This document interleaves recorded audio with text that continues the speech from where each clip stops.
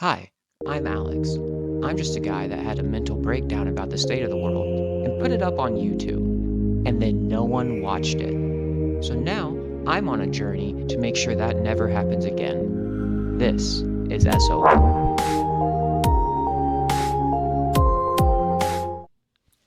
All right, welcome back to S.O.L. Let me just reference my notes real fast. We'll get this stern talking to rolling. What do you say, America? More lighthearted and makes the future look not so bleak. Kinda. Radicals from both sides are now actually coming together on an issue for once. What? I know. What the issue is they both think that the hit HBO show Handmaid's Tale should now be reclassified as a futuristic biopic documentary of events to come. I guess it's progress, right? All right, I do have one thing I want to say. We will never incite violence on this channel, ever. It's not okay, and it never ends well. However, I will point out that someone did leak Nick Fuentes' address online. To anyone thinking about going there, don't do it. It's not going to end well for anybody. I promise you, for the things he said, there is a general concept out there that will make sure there is retribution. Once again, no violence. Don't show up to this person's house. It's not going to end well. General concept, gonna take care of it. Level on my graph, and I come horizontally to my gradient line. Where it intersects with my gradient line, I'm going to come straight down to where it intersects with my fuck around line. That there is going to tell me how much I have to fuck around to find out what I need to find out. Topic number 4. Oh, I love this one. So Van Jones clearly missed the notification about not calling the results racist and misogynistic. But don't worry, he read his email after election night and got right on board with the rhetoric of accepting responsibility. Unconfirmed sources are also telling me not to worry as well because they were able to get the tear stains out of his luxury car on his way to his gated home. Hashtag I know real people's problems. All right, moving on. So, big news this week, everyone's talking about, obviously, is the staff that Trump is going to be bringing into his administration. Now, I do want to caveat this, as there is a lot of information online that everyone loves to get clicks off of. No jobs have been officially extended to anyone associated with Project 2025 yet. If they are, I will update you. But as of right now, they are not. So if you see a TikTok with a picture of Trump in the same room as one of them from the last 5 fucking years, don't believe it. Because they want your clicks. It's not hard. Okay? Number 2. This one's a great one. Alex Jones self-nominated himself for the Secretary of the Press, and I have to say, if that were to happen, I would never miss a press briefing ever.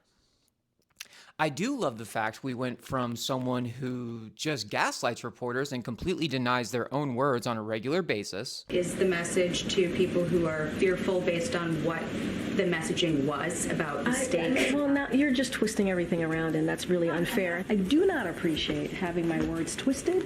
That is, I have been very clear, very, very, very clear about what the president wants to do, and the vice president. We want to make sure that we deliver for the American people. They deserve a peaceful transfer of power. And we're moving to this. People, I don't like them putting chemicals in the water that turn the friggin' frogs gay. God, we know how to fucking pick them, don't we, America? Woo! Okay, here we go. Now, we do have our first confirmed cabinet member, the Ice Queen herself, nicknamed by the nickname God, self-proclaimed Donald Trump, and former head mistress of Hogwarts, Susan Wiles. Now, I mean, on one side, we do have the fact of she's the first ever female chief of staff. That's fucking awesome. Fuck that glass ceiling. On the other side, it does just seem as though the Trump staff is just going with the same old defense of, nah, it's cool, guys. I have black friends. That one might get me canceled. I don't know. We'll see. Moving on, for Secretary of State, we have 2 confirmed frontrunners so far. Tulsi Gabbard, please, God, let it be Tulsi. Give me Tulsi. That's all I want. That's the only one I really care about. Or Marco Rubio. Now, I love Florida. Let me get that straight. They are the life of the party. They keep things interesting. Here's my problem for Secretary of State. If I'm bringing my friend to a party, I don't introduce them to the life of the party right off rip. You know what I mean? I let them have a few drinks, hear a few spicy jokes, let them know like, hey, this is a safe space. And then I say, hey, you want to go watch my friend wrestle an alligator in the backyard? I'm gonna come at him like another predator, not a prey. Then we can start talking to Marco. It's such an obvious not good choice that even Robert F. Kennedy's brainworm said, LOL, no, bro, not that one. Speaking of old wormy, he seems to be the front runner for the Secretary of Health and Human Services, and he actually came out and addressed a lot of the worries about vaccine limitation and getting rid of them. You have been a crusader on questioning vaccines. Are there specific vaccines that you would seek to take off the market? Oh, I'm not gonna take away anybody's vaccines. I've never been anti-vaccine. You will not take any vaccine that is currently on the market. I'm not. If vaccines are working for somebody, I'm not going to take them away. People ought to have choice, and that choice ought to be informed by the best information. So I'm going to make sure the scientific safety studies and efficacies are out there, and people can make individual assessments about whether that product is going to be good for them. He actually came out and stated he just wants to make sure the people who profit the most from the fucking vaccines aren't the ones funding the studies for them. Shout out Wormy. All right, let's wrap this bitch up if you haven't already clicked off of it. What do you say, you sheep? To the Republicans, be better. Have some hindsight.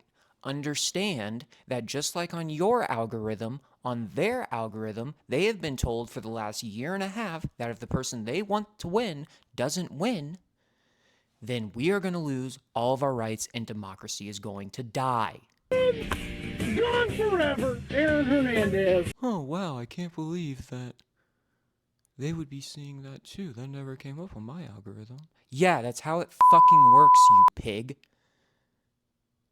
To the Democrats, be better. I've got news for you.